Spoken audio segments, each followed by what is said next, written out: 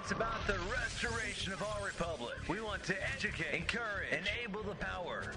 We stand for integrity, honesty, self-reliance, self-defense, and most importantly, no compromise on our foundational principles. This is America's Voice Now. Find America's Voice Now on Facebook and at americasvoicenow.org. Here's Michael Evans.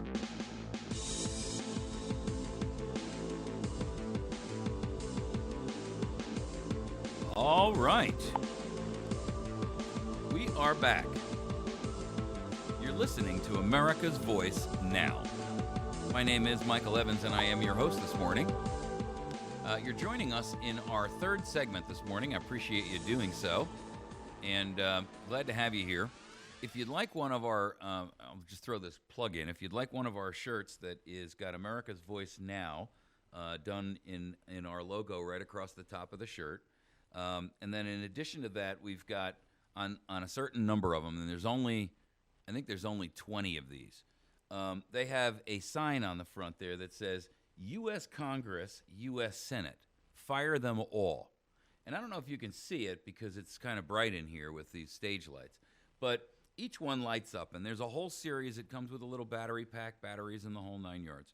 And each one lights up, there's different series you can put on them. If you'd like one of these, by all means, I'd be more than happy to send one out to you. Simply send me an email to mike@americasvoicenow.org. We would ask for you to make a donation because we are, one, of course, I've paid for them, and two, out of my pocket, I might add. So the $5 we'll make per shirt will just kind of go into the general kitty and help us cover. It'll cover $100 worth of expenses if we sell all 20 of them. So you can get one. We're going to ask for a donation of $30 to have one sent to you, and make sure that you send us your email or your mailing address as well. I'll include postage and all that. So by the time we actually, get it all said and done, we probably won't even make a $5 a shirt. But we could use your support, and if that's one thing that you could use to take to a protest, to wear to a place where you're going to go to a city council meeting, a school board meeting, it's a great way to open up the conversation topic and say to people, when somebody comes up and says, wow, what a cool shirt, or, you're a real jerk for wearing a shirt like that, then you have an opportunity to open the conversation. It's an icebreaker, a dialogue maker, right? Your choice is then to figure out how best to engage that person. If they're positive, and I think more often than not you'll get positive responses for it, then it gives you an opportunity to maybe communicate with that person, swap phone numbers, maybe work together with them. It's an opportunity for you to make a statement, stand out in a crowd. You're not saying anything offensive. I mean, I guess it's offensive if you're a congressman. But all it says is U.S. Congress, U.S. Senate, fire them all. And it has our logo, America's Voice Now, which is and with a flag and a little sky there. So if you'd like one, they're $30. They should all be back from the printer, I think, today or yesterday, ready for me to pick up, and I can get one out to you very, very quickly. It's a great opportunity if you're going to be going to a protest or you're going to be going to some other event, maybe you're going to go and speak somewhere. Hey, wear it, right? And those little lights will make sure that everybody sees it, and even Helen Keller and Stevie Wonder will get the message. So the point of this particular episode this morning in this show is monkey wrenching. And that's one monkey wrench facility right there, which is why I chose to talk about it right then. What is monkey wrenching? Well, it's throwing sand in the gears. It's basically figuring out a way to add friction to the situation. Friction accomplishes what? Well, it slows down moving objects. So your job is to figure out how you can be massively, peacefully, civilly disobedient and simultaneously accomplish the goal that pushes back against tyranny that we're experiencing every day. Now, I say that because And I'm going to give you a couple of examples. There's a story out this morning about federal snipers who are training guns on a family for filming their cattle. This is a family who is being the BLM, which is the Bureau of Land Management in Nevada, is after this guy named Cliven Bundy. And he's refused to pay these grazing fees. He's been grazing his cattle on this 600,000 acres of federal land in Clark County for generations now. This is the same thing, by the way, as there's another rancher out there. I can't think of how to spell his name or how to pronounce his name. It's like Hugan or something, or Huget or something. Same thing. This family's been fighting this thing against the BLM for like 30 years. The father died and the mother died fighting it in court. They've won repeatedly in court. Every time. And yet, they've never gotten the $4 million that was awarded to them and all that. Here's another situation where these people, what happens is the BLM goes in and says, we're going to seize your cattle that are on federal land. And then they take the cattle, they steal them as a means of applying pressure and injuring the rancher that they're fighting against. Now, if you were to do that, you would be in jail for that. But these guys backed themselves up with weaponry. The cattle were being rounded up by them, and believe it or not, they've locked this area down with roving teams of snipers and law enforcement, and they have created a spot they call their First Amendment area. I kid you not, ladies and gentlemen. If you don't believe that this is like a Nazi action going on right now, I don't know what more you're waiting for. But here's an example where the BLM has created a small paddock area with a fence around it that says First Amendment Freedom Area. But you're not allowed to express your First Amendment anywhere outside of the fence.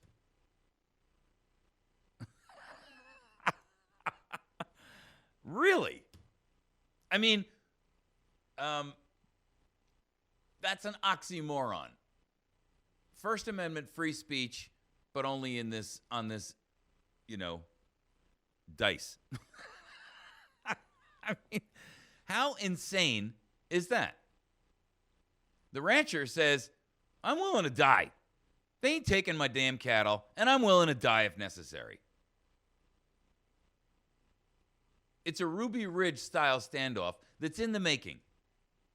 So what can we do to monkey? Well, first of all, if any of you are retired, if any of you are out of work anyway, then I would encourage you, don't forget the weather's now turned nice. So throw your stuff in a bag, get on your motorcycle or get in your truck, throw a little bit of cash together, bring a tent and a sleeping bag, and grab a couple of MREs or something, or buy yourself a few cases of ramen soup, and go out there and protest. Monkey wrench it. But this guy needs a phalanx of Americans around him that will protect him from being shot. One of his kids the other day stepped outside of the free speech box. He stepped outside. And, well, let me read it to you, because the Bundy family members violated the rule. The First Amendment area is taped off, and it's outside of which free speech in support of Bundy is banned. A sign placed inside the area reads, "Welcome to America, wake up," alongside of a hammer and sickle logo.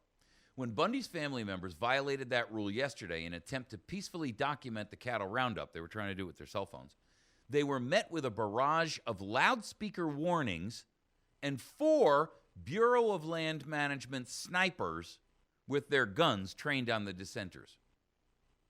One of the newspapers there, called the Mopa Valley Progress, reports several members of the family had gone out for a drive-in, several vehicles, to monitor the ongoing federal action to remove their father's cattle from the range. They were not traveling on recently restricted federal land, but they were traveling along a state highway, looking north across the valley for signs of their cattle. He was doing nothing but standing there and filming the landscape, says Bundy's brother Dave. that we were on a state highway, not even off onto the right-of-way. Even if they wanted to call the area that we were filming federal land, it's not. We weren't even on it. We were on the road.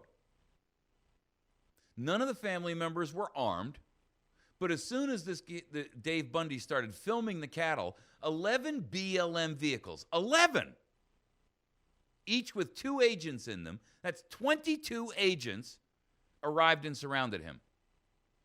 They had 4 snipers on the hill above us, all trained on us. We were doing nothing besides filming the area. They were told to leave via loudspeaker and that they had violated the crudely established First Amendment area. They said that we had no First Amendment rights except for up by the bridge where they had established the First Amendment area for that. When Bundy didn't immediately heed the warning and return to his vehicle, a dog was set on him and he was subsequently arrested. He was filming and talking on the phone. I don't know to whom, said Ryan Bundy. It happened pretty fast. They came down on him hard, and a German Shepherd was sicked on him. And then they took him. When Bundy's father, Cliven, he's the original rancher, the father who's putting up this fight, attempted to contact emergency response in both Mesquite and in Metro for an attempt to find out the whereabouts of his son, who'd they taken, he was told, quote, "Get off the phone or he would be arrested." Okay, so you've got armed, military, and paramilitary essentially up against an unarmed family. And the truth is, how can we monkey wrench this? Well, why don't a few hundred people, maybe a few thousand people? I mean, look, if you're unemployed anyway, and you haven't had a job in months, or you're retired and you're not intending to ever go get another job, why don't you get on your high horse, metaphorically speaking, of course, and pack some duds and go out there and help these people? Be a human shield. A human shield. They can't kill a few thousand people. Now, for those of you back home, you can be the logistical coordinators. I don't care if you compile a soup drive and you get some cans of pork and beans and soup and some whatever, rice or something together, and make sure that you ship it out to a local FedEx depot out there so that your family member or he and a collective group of other individuals have something to eat. The truth is, you could do this pretty cheaply. I'd love to organize it, but to be honest with you, I'm so busy just trying to run this program and then run my own little business, I don't have the time for it. So, which of you, listening to the sound of my voice right now, has a military planning background? Which of you might have, as an example, a background in logistics? Would you be willing to help? We need a phalanx of a few thousand retired or out-of-work citizens to go out and surround this family and offer bodily protection. We need logistics to feed and supply them while this plays out. But we can send a message to the national government and the mainstream media, who's unwilling to talk about this. You haven't heard about this on any of the news programs, right?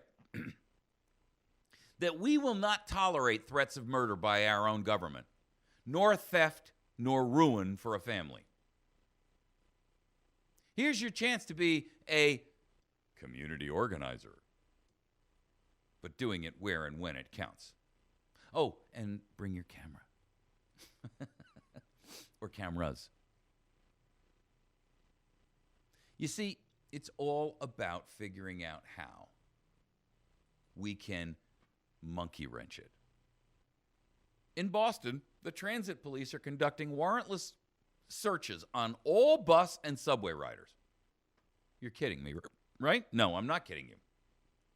The Massachusetts Bay Transportation Authority is now requiring that all, not some, not random, all bus and subway riders submit to warrantless searches prior to boarding. If you refuse the search, you are ordered to leave the station, even though it's public property that you paid for with your tax dollars. Their pamphlet says, and this is their quote, all persons choosing to use the MBTA transit system will be subject to security inspections of their handbags, briefcases, and all other carry-on items. Any person refusing to allow a security inspection will be either denied entry or requested to leave MBTA property. Okay. All right, so here's the solution, folks. How do we monkey wrench this? Well, the right way to monkey wrench it is real easy. Everybody in Boston, basically bring with you stuff in your bags that will slow down the point, this entire project to the point where you bring it to a screeching halt. In other words, they're going to find so much stuff on you, none of it for which you'll be arrested. So here's what you do. First of all, Bostonians need to show up in massive numbers. And every one of them should carry a baby food jar or a small jar full of water, soda, milk, maybe a little bag of powdered milk. But carry multiple things. So you've got a bag of powdered milk in your pocket. You've got a small jar of maybe, whatever it is, coffee in a bag in your purse. And then you've got something else in your briefcase. Make the lines go all the way back until they reach out of Massachusetts and into the next state. Why? Because when your bosses find out that you didn't show up for work because you've got proof that you were sitting there filming the entire operation on your cell phone video camera, they're going to put the pressure on these scumbags to knock it off. You can't sit there and say, everybody's got to start going to work an hour early so you can get through the checkpoints. Schoss the peppers. Now. Mach schnell. Schnell.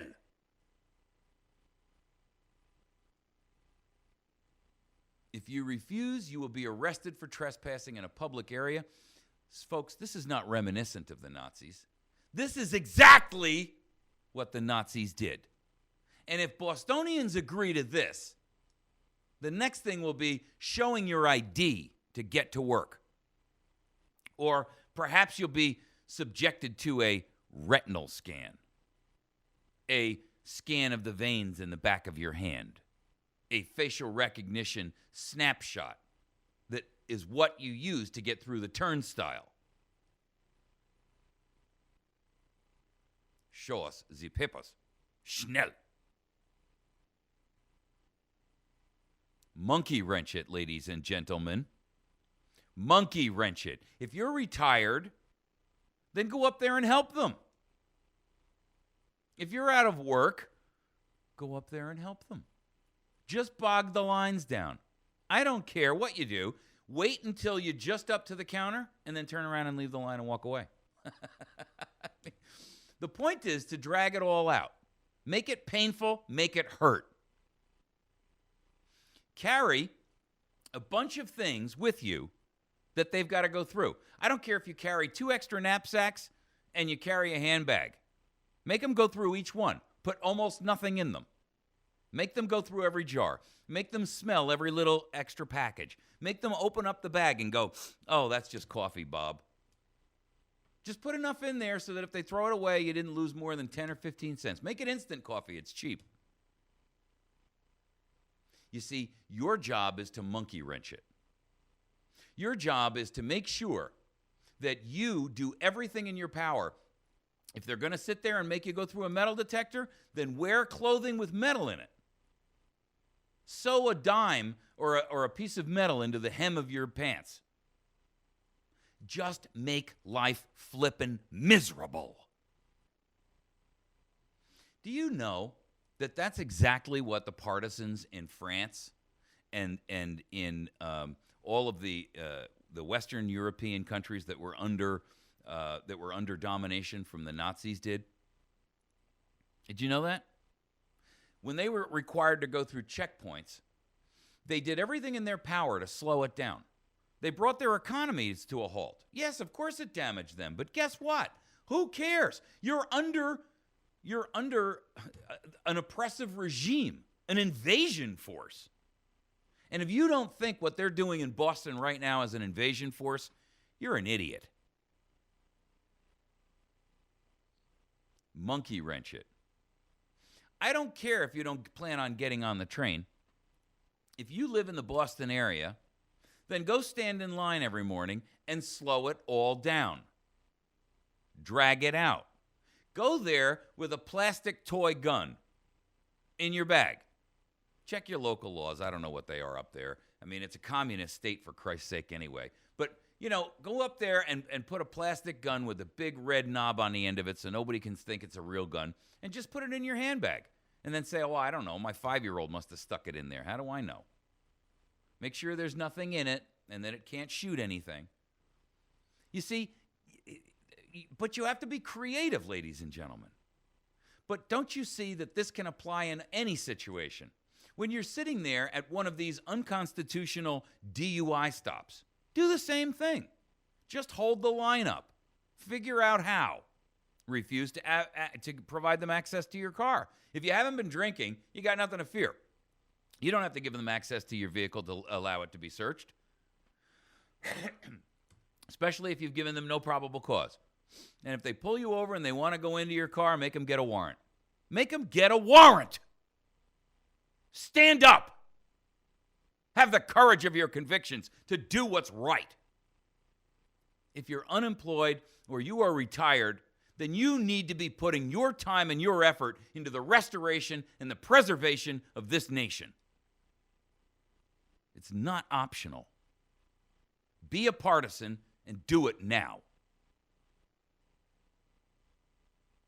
Monkey wrench everything. Got Common Core going into your school system? Great.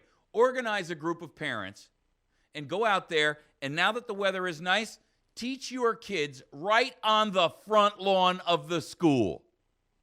Pull them out and do it right in front of everybody. With cameras, notify the news media that you're going to educate your kids, homeschooled, on the front yard of the person who lives across the street.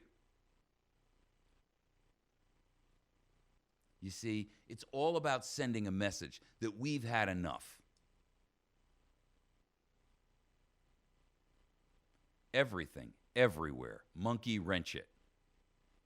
We're going to continue to come up with analogies like this and situations like this where you can continue to do this. You want civil, peaceful disobedience, massive style? This is it, ladies and gentlemen. Start acting, and start acting now. Time's up. The nation is collapsing into tyranny. All right, we're going to take a quick break. When we come back, we're going to tackle our last and final topic of this morning, which kind of goes hand in hand with this, and that's what if. What if you don't know what you don't know? It's an important topic, and I'm going to read something for you that I thought was very, very well written. It says, what if politicians think secrecy trumps the Constitution? And if they do, what do we do about it? We're going to take a quick break. When we return, we'll tackle that topic. You're listening to America's Voice Now. You can communicate with me by email at mike@americasvoicenow.org. We'll be right back.